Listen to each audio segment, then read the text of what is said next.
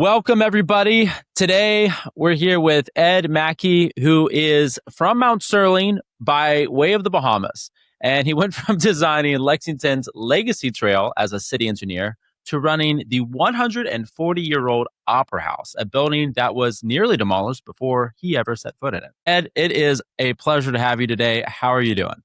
I'm doing well. It's my pleasure to actually be invited. All right. Well, we're going to have a great discussion today. I'm really excited to feature your work in the Lexington Opera House. I got to meet you. Remind me, but I feel like it was at a Kroger checkout line several years ago. Is that the right recollection? It was as Okay. we all are waiting in line to check in or check out somewhere. Yeah. Okay. I thought that I was trying to rack my brain. I was like, pretty sure that's where it was. So that was. What were you guys doing? What made you inspired to become friends in the Kroger checkout line? I think I don't know. I'm not sure. I don't remember what our discussion was actually at Kroger, but the friendship came after that. So do you remember what we first started talking about? I do not. Maybe the scanner wasn't working, and so we were all in that holding pattern, waiting for the attendant. Could be.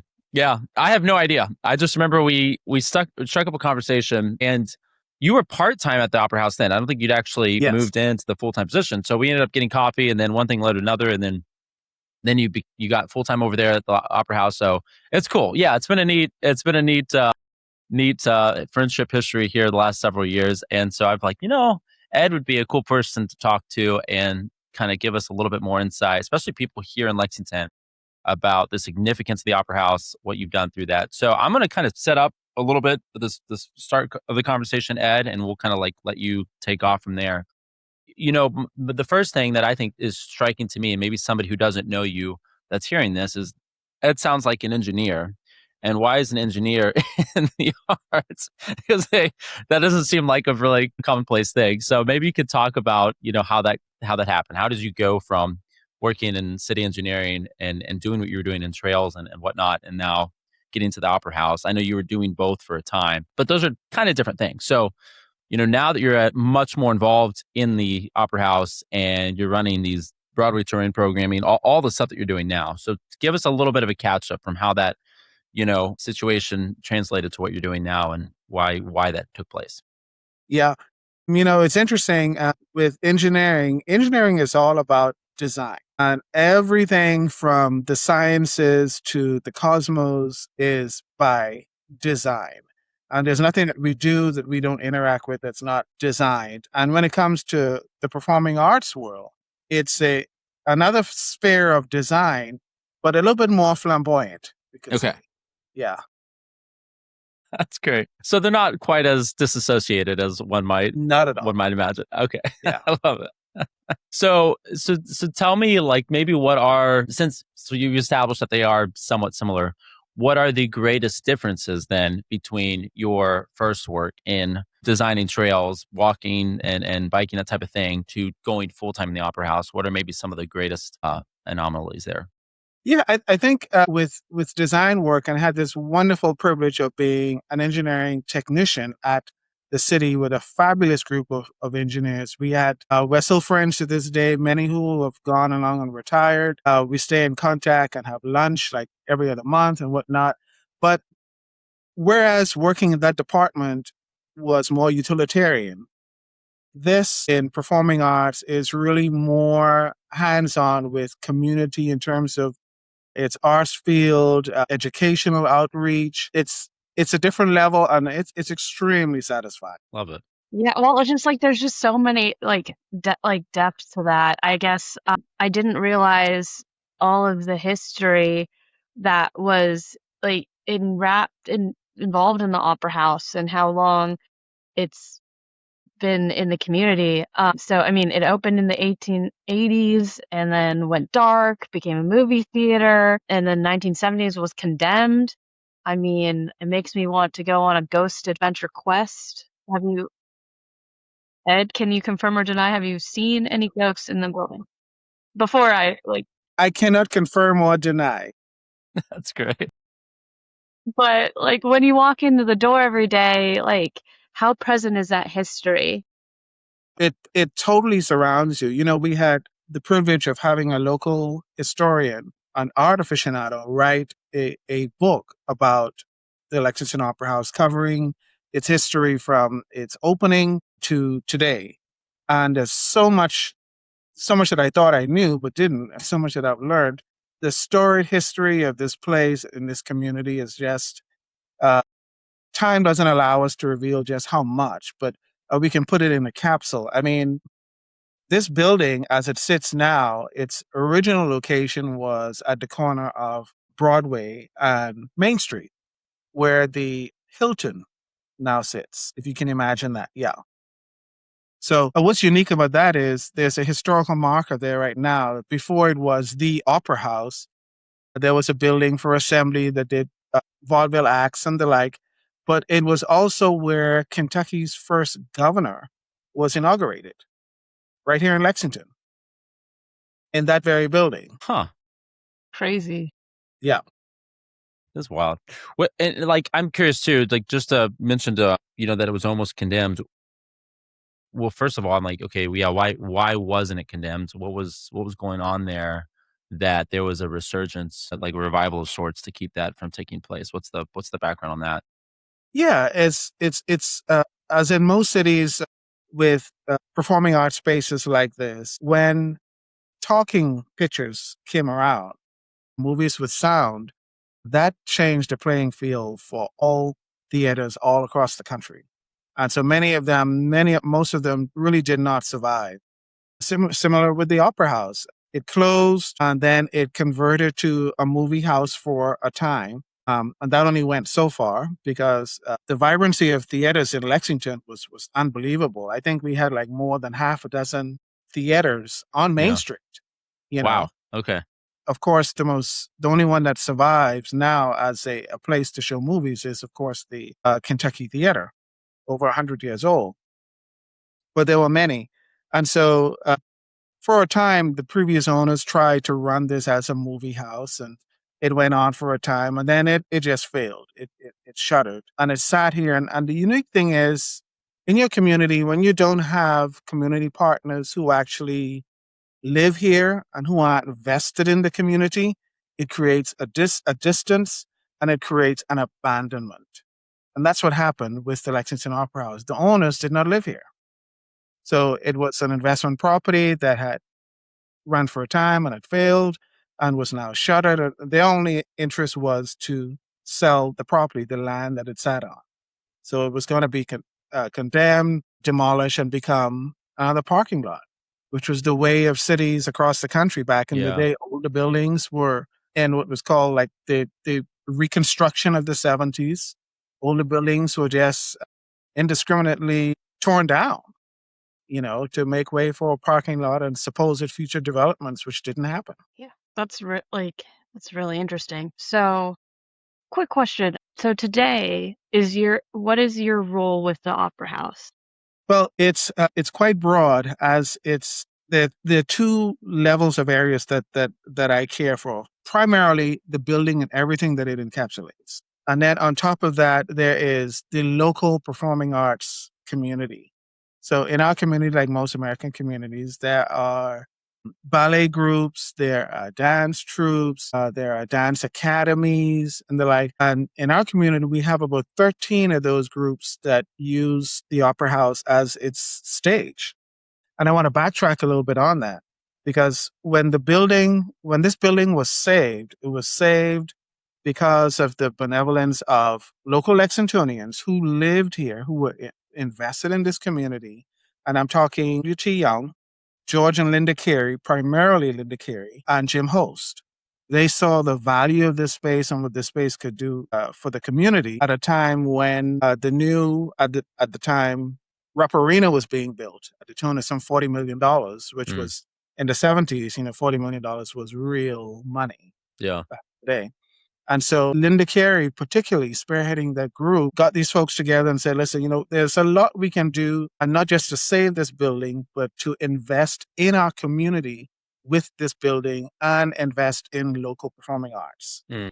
And so by putting the heads together, they sat down with the board of directors for Rupp Arena, got it all worked out, the financing, raising funds and the like, and acquired this building. Now they went even a step beyond that. They decided to make funding available for local performing arts groups to use this space. Because in their foresight, they could see that a theater of this caliber and of this size for a local group, a local academy, a local dance academy, it would be financially beyond their reach to rent a space like this and use. So the Opera House Fund was formed, and that fund has, from more than 50 years now, provided over $13 million in funding for these local performing arts groups to use this theater. Wow. That's incredible. Yeah, it is incredible. Yeah. That's so cool. Cause like you think of, as somebody who's kind of invested in the entrepreneurial space, everything is economics, right? It's all like, how do these numbers make sense? Like, what's the balance sheet? How does this play out? And so you think of an old building that's got, a little less than 1,000 seats and just say, okay, this is a really large space. Economics behind something like that are generally not fun to get into. So it does seem like there was an awful lot of foresight to think, okay, not just bringing in Broadway performances, but also having something available for the local community to take part in is pretty fascinating. So that makes that was a question I had kind of running in the back of my head, but when you got into it, and I think that's so cool. Yeah, and without the Opera House Fund, this building and none of this would have been possible. Going back to your original question, Gabby, about what I do. So the local performing arts scene, those 13 local performing arts groups, all use this stage 2 to 3 times a year. And so I manage that group of production companies. And then in addition to that, I also manage the Broadway Live series, where we have the touring groups that come in. Anyone that has a performing arts space usually has a season. And so we have a Broadway Live season, which next season opens next month, by the way, every year. And that has been going on for 50 years here in our city. 50 years of Broadway. That's quite an achievement. Amazing.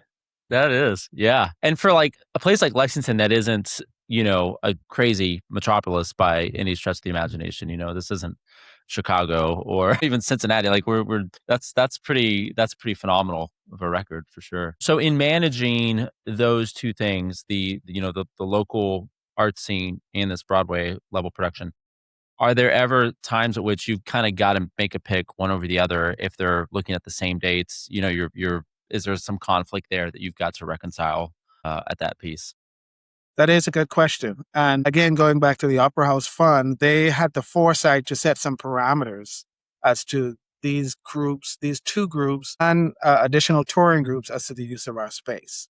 So because their focus is the community and preserving local performing arts, the local groups, the 13 performing arts groups, they provide for us 3 optimum dates to use the space for the calendar year, 3 optimum dates.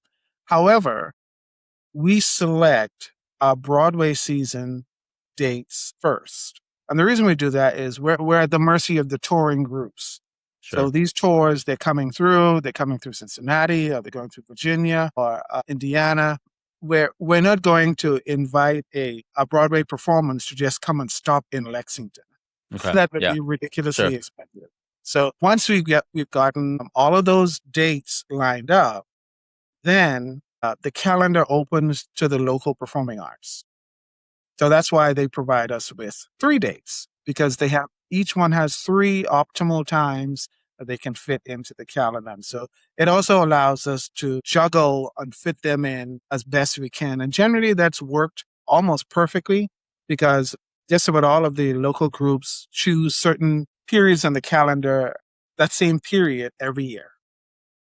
And so it all falls into play. And then after we have our Broadway dates, after the local groups have selected all of their dates, then all of those remaining dates on the calendar are open for our facility to be rented. Okay. Yeah. Excellent. Cool. Because I usually stop by for your stand-up comedians. It's great. Yes. Yeah. We've become Comedy Central for Central Kentucky. No, we've you get done some an good exceptional job. 100%. I really enjoy it. I mean, I know I need to support local arts a little bit more talking about that. I was reading and researching for this episode about your Broadway buddies. That's what an incredible program for the youth. Incredible how popular it is and how it's very tough to get in.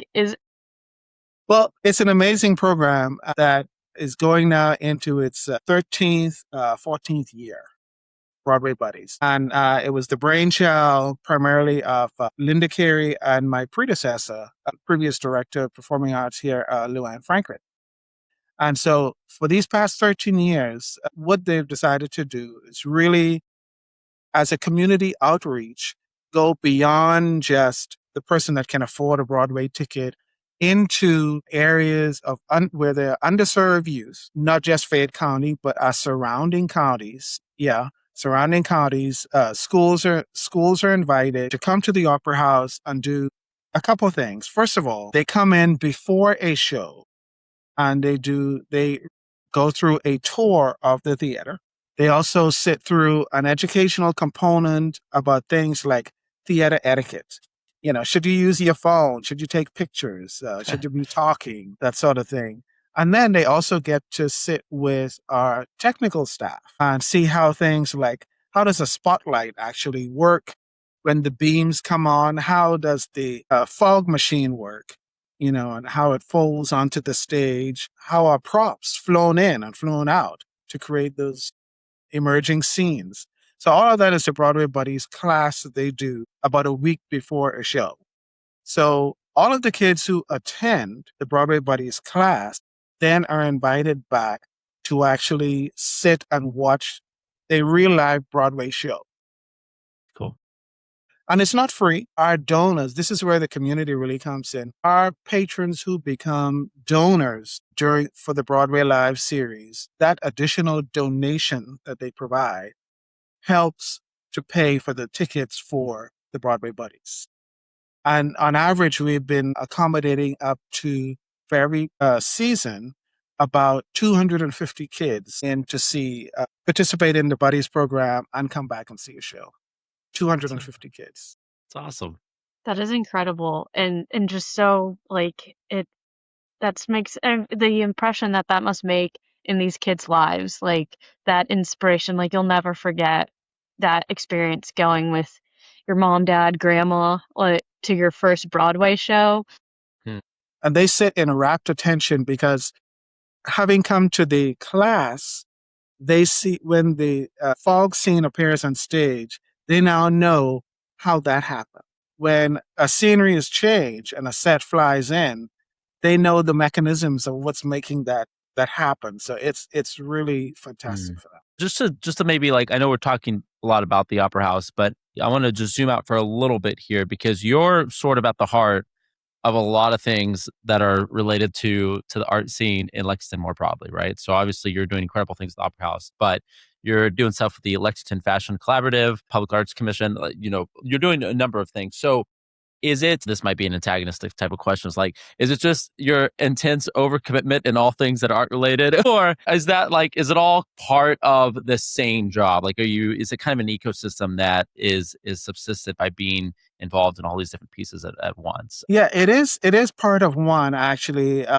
I got the opportunity, I was invited many years ago to sit on the Public Arts Commission. Well, it's called the Public Arts Commission today, but previously it was called the Arts Review Board just before Mayor Gray's administration.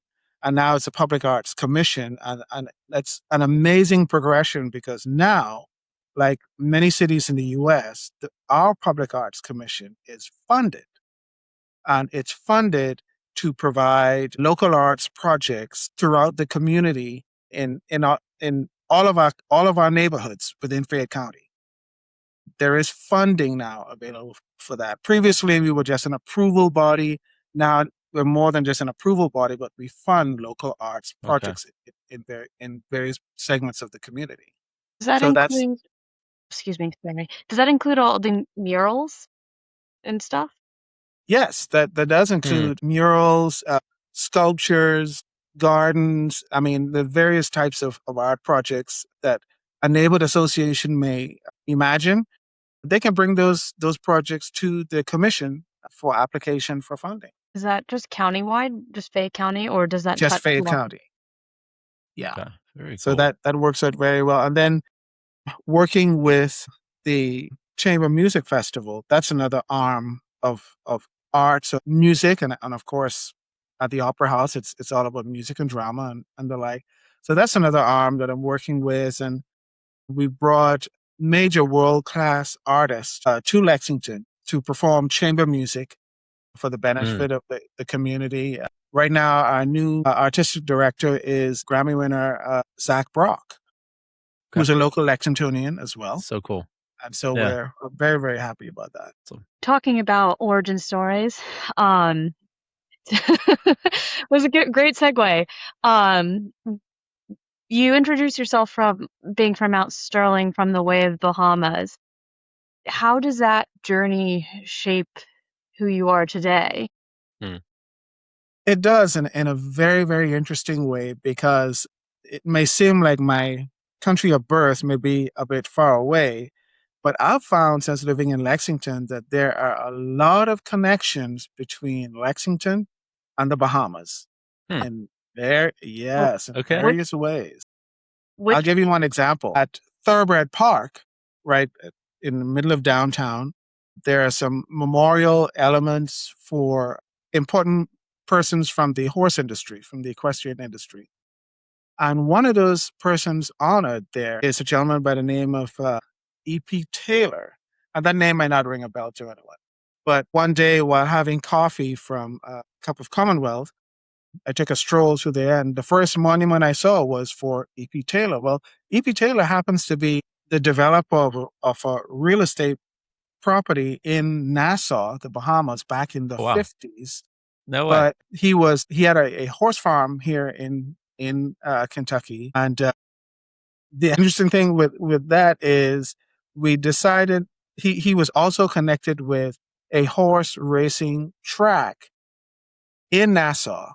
It no longer exists, but it was there from the early 1700s. And during the latter part of his life, he was involved with that. So I was shocked to see this kind of connectivity with someplace, so far away. That's so cool. Yeah. It's fascinating to me, Ed, because, through the few years that I've known you, obviously you've just been such a proponent for the community, like just somebody who's like cheerleading anything to advance what Lexington can be known for in the best of ways. I appreciate that. Well, it's cool because as somebody who wasn't born here, like even growing up originally in Southern Indiana, I don't know that I ever, this is weird to say, like I've never had this intense, deep, like, oh yeah, this is my city. Like this is where, like, this is like, I own this. Now I love Lexington, and I'm always telling people you need to move here for an umpteen number of reasons, right? I think it's got all the right metrics. It's fantastic. It's a good site. Like there are so many good things about it, but it's never, I don't know that it's like I've had it in my gut, like this fire, like, yeah, like this belongs to me. I just like living here.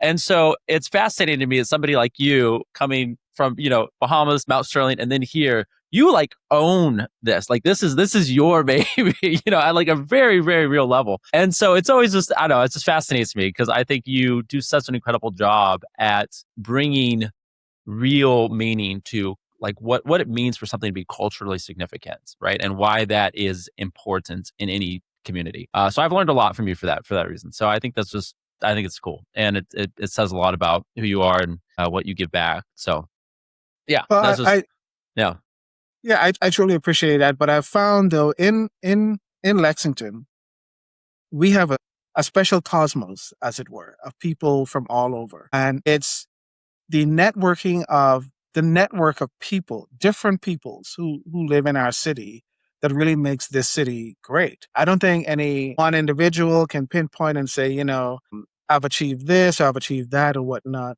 All of us collectively are putting this packaging Lexington to make it what it is. And there's this camaraderie here of, we believe in in three things in this, not just in Lexington, but in this state, basketball, bourbon, and horses. Take your pick, which comes first. And that makes us who we are. Yeah. That's awesome. So wrapping up, Ed, if somebody is here in Lexington, but they've never actually been to the Opera House, what are you going to tell them to get them in the doors this season, next season, at some point? What's your commendation to them for that? There is so much magic that happens in this building. So much magic that happens in this building. I mean, this stage hosted back in the early 20s, one of the first, I mean, it was groundbreaking, one of the first integrated stage productions in the US, an integrated stage production. No one sings that song, but it happened here in Lexington. We've had greats like Josephine Baker who've appeared on this stage. We've continued to put Lexington on the map in terms of hosting so far right now up to 3 Netflix specials that are shown nationally with comedians, Gabby, that have appeared here and they put Lexington on the map. UK Opera, which is an amazing entity of our city, recorded one of their celebratory performances here a couple of years ago. And it's been seen, I think something like 18 million viewers on KET. And it features, Lexington, this opera house. So there's so much to see. But apart from the history, come for a tour and see for yourself how these walls talk, because they do. Amazing. Awesome. Thank you so much for your time today. Just one more thing for all of our avid fans. Where do we go to find more details about the Opera House? LexingtonOperaHouse.com or centralbank.com. Because the Lexington Opera House, Central Bank Center, Rupp Arena, the Convention Center, we are all one organization. Perfect. Yeah. It's good stuff. I do want to add one thing on closing too. One of the things that has made the Opera House and Central Bank Center a living part of this city is when the city opened up our community to the management group of Oakview. That gave us international clout. And that's bringing to our city the top-notch musicians and entertainers, the Netflix specials that we see. It's just an amazing star-studded team. When did that happen? When was that? That was about 6 years ago. Okay. Yeah. Okay.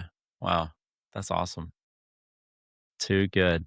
Well, Ed, this has been amazing. I really appreciate you coming on and just sharing with us all here. It's been a pleasure getting to know you the last few years. I am excited for where you're going to take the Opera House from here and looking forward to attending more shows. I was actually really bummed I didn't get a chance, getting free in my schedule to attend Les Mis recently.